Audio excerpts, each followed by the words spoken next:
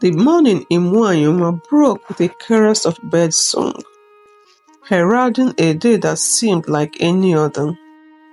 Yet, beneath the surface of routine, an unseen battle was being waged. A battle of wills, of ideologies, and of the future. Adana awoke with the sunrise, her sleep faithful and light. The decision of the Igwe and council weighed heavily on her mind. She knew that regardless of the outcome, her struggles had already sparked a shift in the village's consciousness. As she prepared for the day, Adana's thoughts turned into the women who had stood by her side. They were her strength, her shield against the slings and arrows of tradition. Today, they had sown the seeds of change, and now they waited for them to take root. The village square, once a place of trade and celebration, had become a stage for this silent war. The men spoke in low tones, their conversations a mix of concern and defiance. The women, though outwardly engaged in their daily tasks, kept their watchful eyes on the council house, waiting for the signal that would call them to action.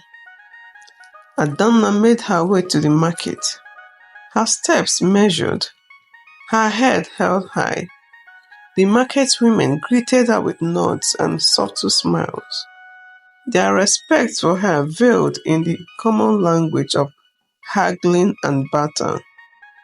The air was thick with the scent of spices and the vibrant colors of produce and fabrics. Adana moved among the stalls, her presence a calm force in the whirlwind of activity. She exchanged pleasantries, but her heart was elsewhere, in the council house, where her fate and the fate of all the women of Mwanyoma hung in the balance. Adana returned home, her basket filled with the fruits of the earth, a metaphor for the harvest of change she hoped to reap. She sat beneath the udala tree, its leaves whispering secrets only she could hear. The battle was unseen, but it was very much alive, and Adana was at its heart. The ninth day since the council's deliberation dawned on Mwanyoma, and with it came a stirring in the souls of its inhabitants. The village was abuzz with the energy of change, a current that flowed from the council house to the furthest corners of the community. Adana, the woman at the head of the storm, began her day with a ritual that had become her anchor. She poured libations to the earth, invoking the wisdom of the ancestors and the strength of the spirit. Her voice was a soft incantation, a melody that danced with the morning breeze. The market square was alive with the sounds of life, but today it held a different tone. The women moved with a purpose, their conversations laced with the language of revolution. They spoke of Adana, of the council, and of the Igwe's impending decision. Adana made her way through the square, her presence a light for the eyes that followed her. She greeted each person with a nod, her face a mask of calm determination. The market women, in a show of silent support, filled her basket with more than she had come for. Their gift a testament to their shared struggle. As the sun climbed higher, a messenger from the council house arrived. His arrival cutting through the hums of the market like a sharp knife. He bore news. The Igwe had reached a decision. and the council could convene at noon to announce it. The news spread like a bushfire, igniting a flurry of activity. The women, led by Adana, prepared to march to the council house, their steps synchronized with the beating of their hearts. The women of Mwayoma, a river of vibrant colors and resolute faces, flowed towards the council house. Adana walked at the forefront, her head held high. The Isiagu fabric draped over her shoulders like a mantle of royalty. The stirring of souls had begun, and its echoes would be heard across the land. The council house of Mwayama was a structure that stood as a testament to the village's history. Its walls, adorned with the symbols of the ancestors, had witnessed the joys and sorrows of generations. Today it will bear witness to a moment that will be etched in the annals of the village's story. Adana, leading the procession of women, felt the weight of history upon her shoulders. The Ishiagu fabric she wore was not just a garment, it was a declaration, a symbol of the strength and courage that flowed through her veins. The Igwe, seated upon his throne, was flanked by the council of elders. Their faces were unreadable, their eyes fixed on the assembly before them.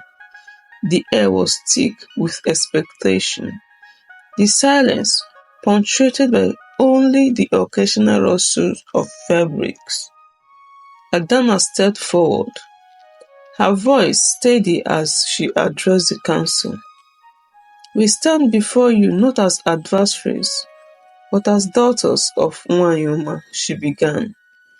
"We seek to honor the wishes of our loved ones, to uphold the dignity of our families, and to forge a path that honors the wisdom of our ancestors." The Igwe rose, his presence commanding the room. "The ancestors speak through our traditions, but they also speak through the winds of change," he said. "We have deliberated. We have listened to the voices of the past and the cries of the present. It is time for Nwanyoma to embrace a new dawn." A collective breath was held, the moment suspended in time. The Igwe continued. "The will of Obinna shall stand. His widow, Adana, shall retain her inheritance, and with it, the responsibility to continue the legacy he had left behind." A wave of emotion swept through the council house, a mixture of relief, joy, and the dawning realization of the magnitude of the Igwe's words. Adana's eyes, filled with tears, not of sorrow, but of gratitude and the overwhelming sense of victory. The women of Mwayoma, with their voices rising in song, a melody that spoke of battles fought and won. Adana stood at the center, the Ishagu fabrics draped over her like the mantle of a queen. The voice of the ancestors had spoken, and it had whispered the promise of progress. In the wake of the Igwe's decision, the village of Mwayoma found itself at the crossroads of tradition and transformation. The ruling in favor of Adana has sent ripples through the community, stirring the hearts and minds of its people. Adana, once a widow shrouded in mourning, had become a symbol of hope and progress. Her victory was not just her own, but a light for all the women whose voices had been silenced by the unyielding grip of outdated customs. The morning after the Igwe's announcement, Adana walked through the village, her steps light, her heart full. The sun cast a golden hue over the red earth, bathing the village in a new glow that seemed to whisper of new beginnings. Children ran up to her, their laughter a melody that spoke of innocence and the promise of a brighter future. The elders, too, looked upon her with a newfound respect, their nods acknowledging the shift in the minds of change.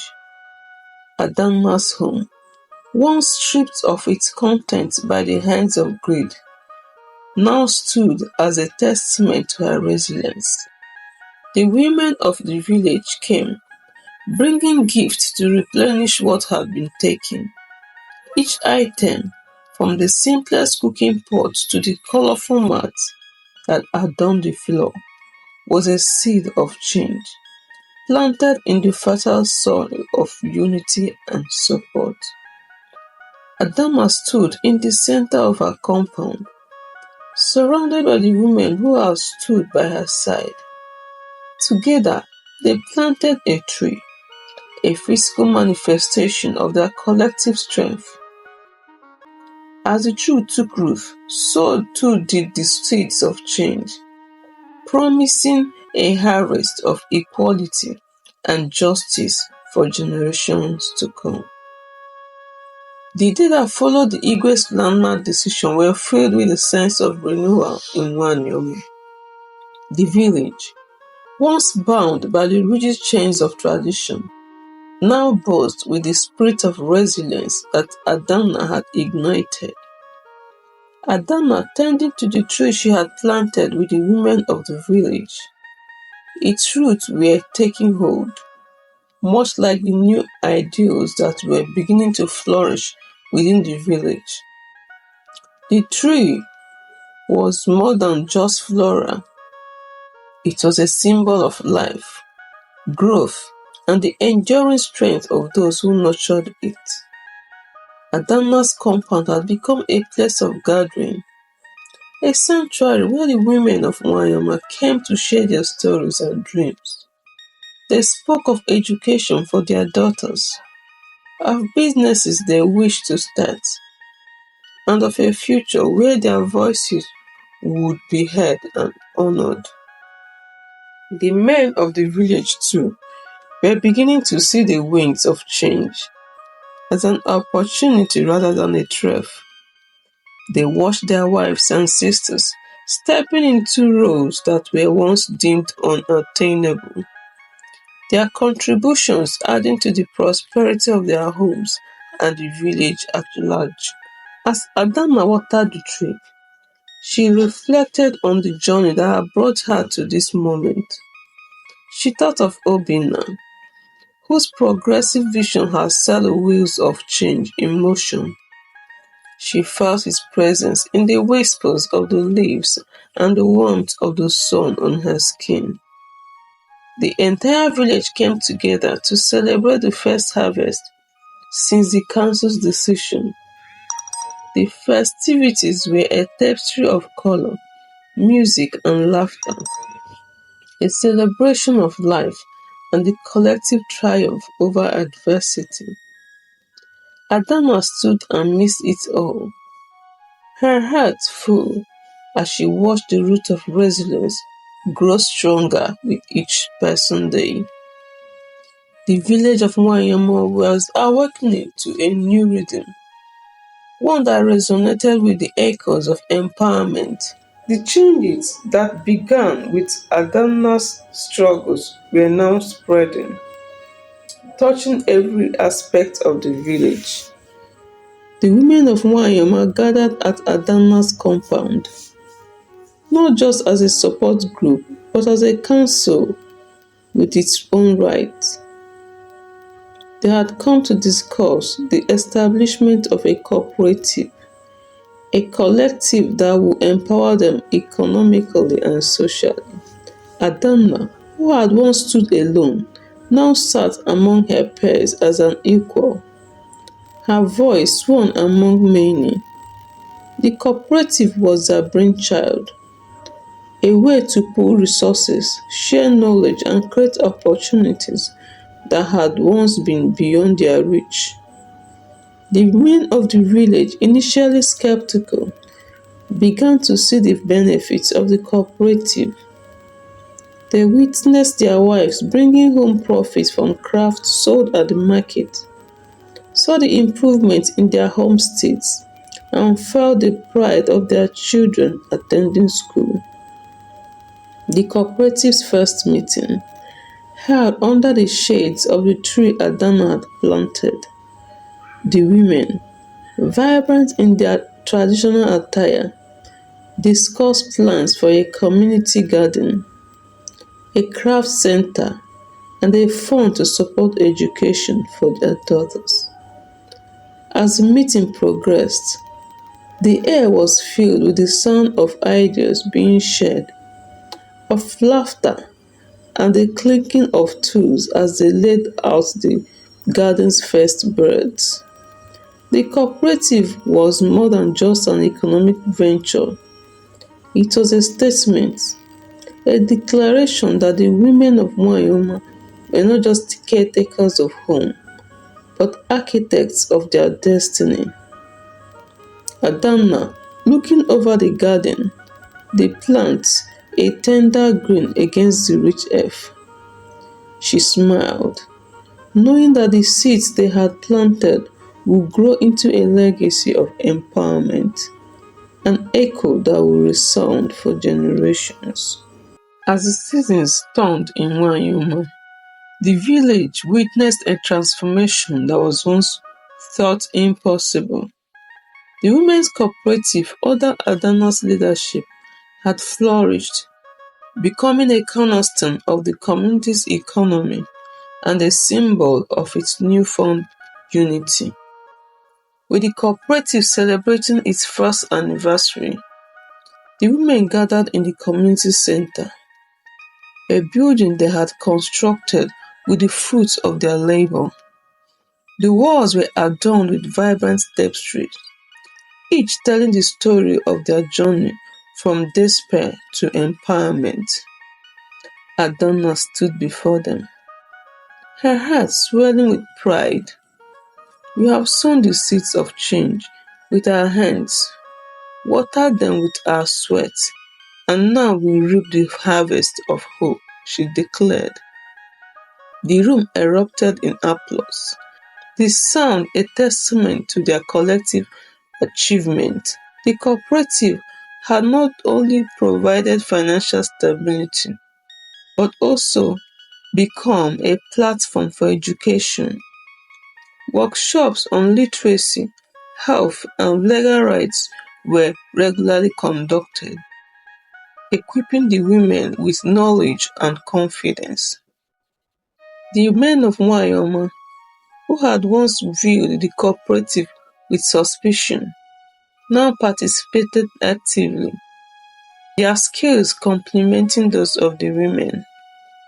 The village had become a model of gender cooperation, attracting attention from neighboring communities and beyond.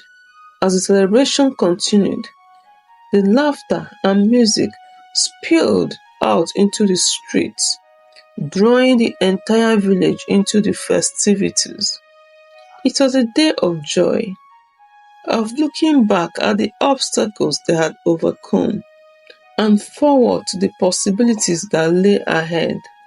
Adana, surrounded by her fellow women, planting a new tree next to the one that had marked the beginning of their journey. This tree was a symbol of their enduring hope, a promise to future generations that the roots of change will continue to grow deep and deep. With this, the story of Adana and the women of Mwayoma comes to a close. Their tale is one of courage, of fighting against the odds, and of creating a legacy that will echo through the ages.